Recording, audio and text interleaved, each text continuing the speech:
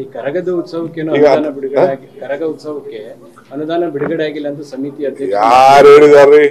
ನನಗೆ ಯಾರು ಬಂದು ಅರ್ಜಿ ಕೊಟ್ಟಿದ್ದಾರೆ, ನಾವು ಬಜೆಟ್ ಅಲ್ಲಿ ದುಡ್ಡು ಇಟ್ಟಿದೀವಿ, ನಾನು ಕಾರ್ಪೊರೇಷನ್ ಇಟ್ಟಿದ್ದೀನಿ, ಬಂದು ಯಾರು ಅರ್ಜಿ ಕೊಟ್ಟಿದ್ದಾರೆ ಕೊಡ್ತೀವಿ ಅಂತ ಹೇಳಿದೀವಿ. ಅವರಲ್ಲಿ 2-3 ಭಾಗಗಳಾಗಿರ್ಬೇಕಷ್ಟೇ.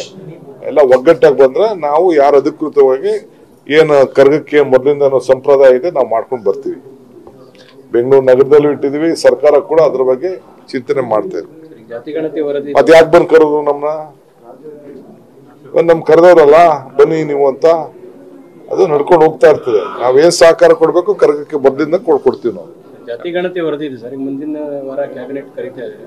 ತಮ್ಮ ನಿಲುವು ಏನು ಸರ್? ಅಂದ್ರೆ ಇದೇ ಒಕ್ಕಲಿಗರ ಸಂಘ ನಿರ್ಣಯ ತಗೊಂಡ ಸಂದರ್ಭದಲ್ಲಿ ತಾವು ಸಹಿ ಹಾಕಿದ್ರ ನಿರ್ಣಯಕ್ಕೆ, ವಿರೋಧಿಸಿದಂತ ನಿರ್ಣಯಕ್ಕೆ.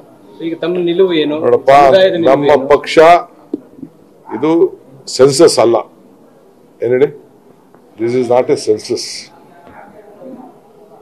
Socio economic survey.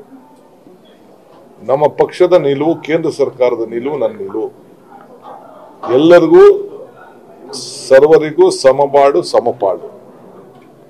ಇದು ನಮ್ಮ ಪಕ್ಷದ ನಿಲುವು. ನಾವು ನೋಡ್ತೀವಿ. ಇನ್ನ ಮುಖ್ಯಮಂತ್ರಿನೂ ನೋಡಿಲ್ಲ, ನಾನು ನೋಡಿಲ್ಲ.